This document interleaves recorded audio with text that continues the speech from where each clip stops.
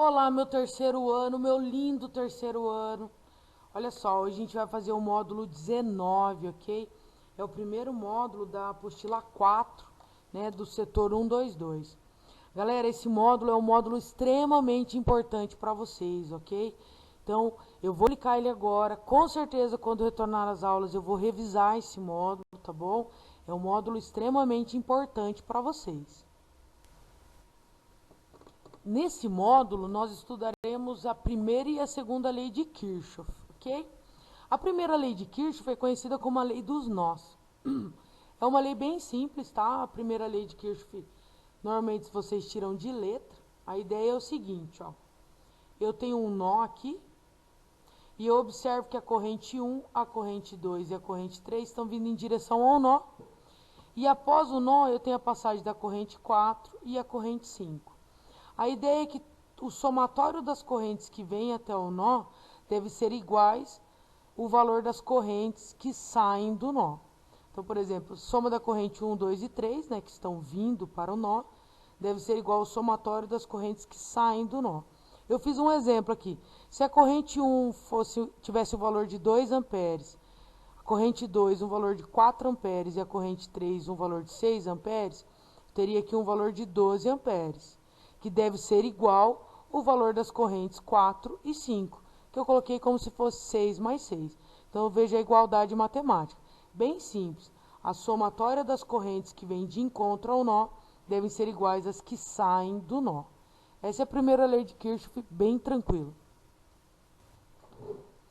Segunda lei de Kirchhoff, lei das malhas. Aqui que o bicho pega.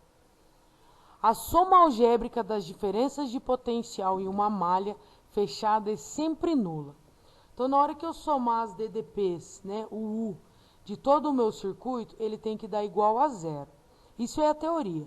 Vamos para a prática agora, que a prof separou um exercício bem bacana para a gente treinar. Então, galera, vamos lá praticar essa segunda lei de Kirchhoff, ok? Eu separei o Aprender Sempre da página 53. Dado o circuito, determinar a leitura no amperímetro ideal e a DDP entre os pontos M e N. Pessoal, se liga de uma coisa. Quando eu tenho um circuito com apenas duas correntes, eu posso resolver ele da forma como nós estávamos resolvendo até então. Mas a partir do momento que eu tenho três correntes, eu só consigo resolver através das leis das malhas, que é o que a gente vai aprender agora.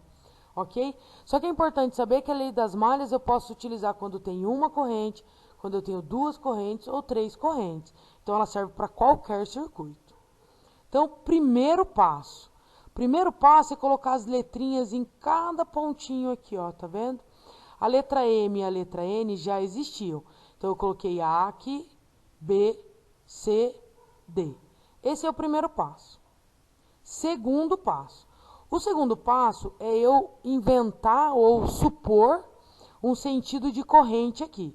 Então, isso aqui eu inventei. Eu coloquei a corrente 1 sendo aqui.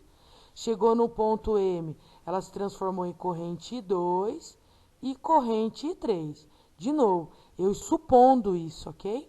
Então, eu supus aqui que eu tenho uma corrente 1 aqui. Chegou no ponto M, ela se dividiu em corrente 2 e corrente 3. Esse é o segundo passo. Então, pessoal, como eu havia dito, eu adotei um sentido de corrente, né, que eu supus.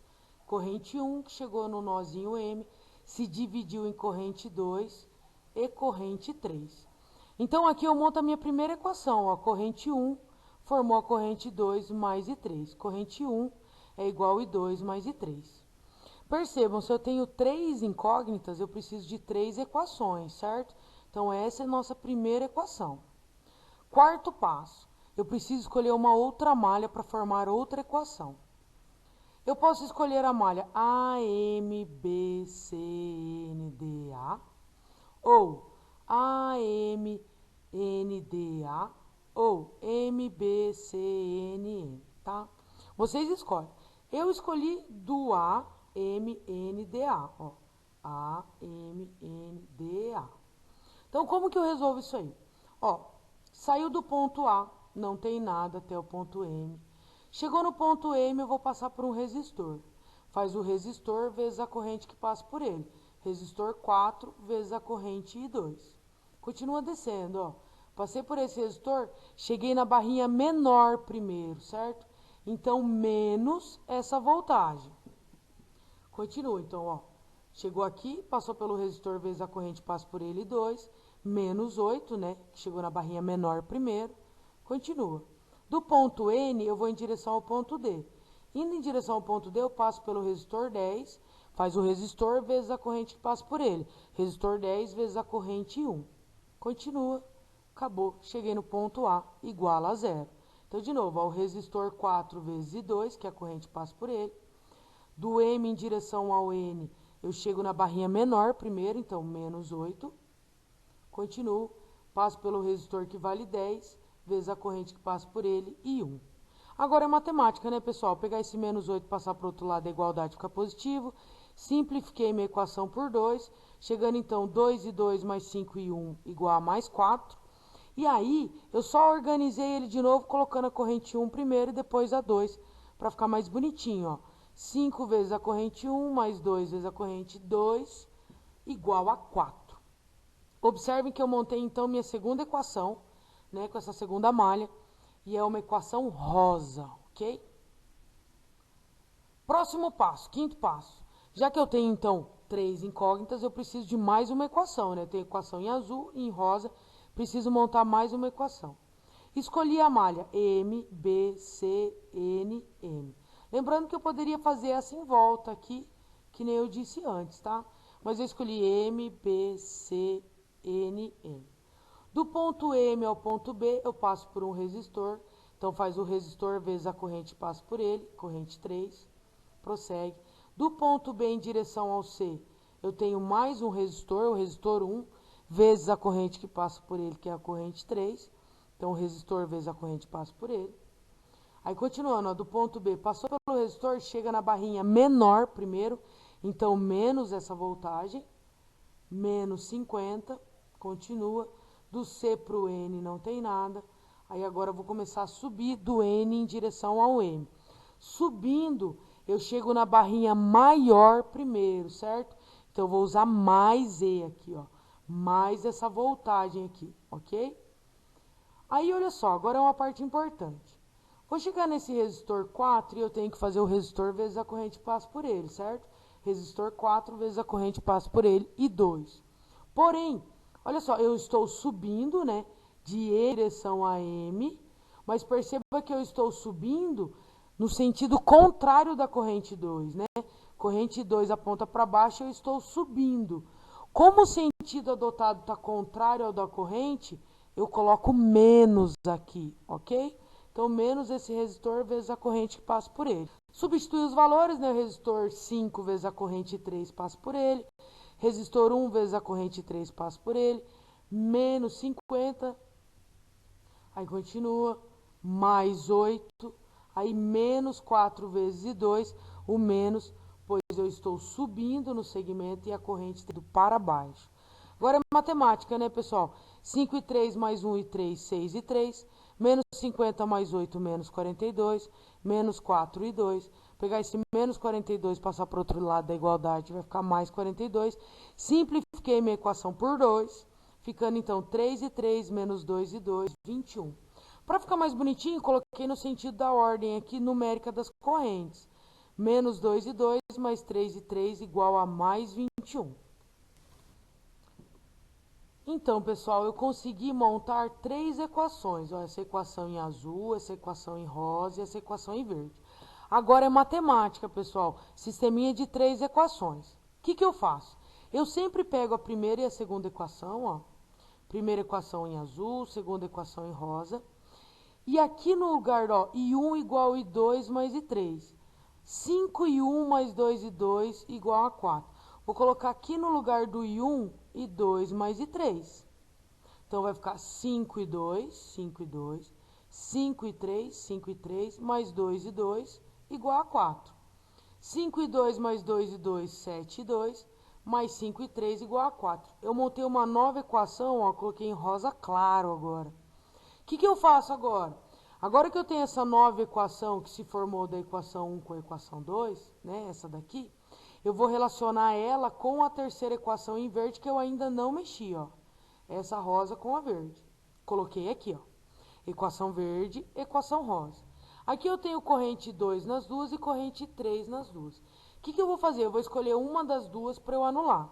No caso, eu escolhi a corrente 3. Então, eu vou multiplicar essa equação em verde por 5.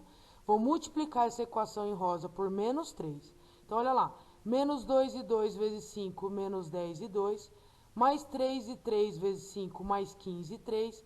Igual a mais 21 vezes 5, 105. Mais 7 e 2 vezes menos 3, menos 21 e 2, mais 5 e 3, menos 3, menos 15 e 3, igual mais 4 vezes menos 3, menos 2. Agora eu vou somar essas equações. Como eu tenho mais 15 e 3 e o menos 15 em 3, eu posso aqui, ó, cancelar isso aqui. Então, no somatório das minhas equações, ó, menos 10, menos 21 e 2, menos 31 e 2, vai ser igual 105 menos 12, 93. Vou passar o menos 31 dividindo e eu vou chegar numa corrente aqui, ó, de menos 3 amperes. Pessoal, se a sua corrente dá negativa, não significa que está errado. Significa que, lembra que no início do exercício eu falei que você supõe o sentido da corrente? Eu supus que a corrente 2 estava para baixo. Se no meu cálculo ela deu um valor negativo, significa que na realidade ela é uma corrente apontando para cima. Só isso. Ou seja, calculou a corrente e deu um valor negativo, significa que o sentido adotado é o sentido contrário ao sentido real da corrente. Não precisa refazer, tá tudo certo. 8º passo, agora ficou fácil.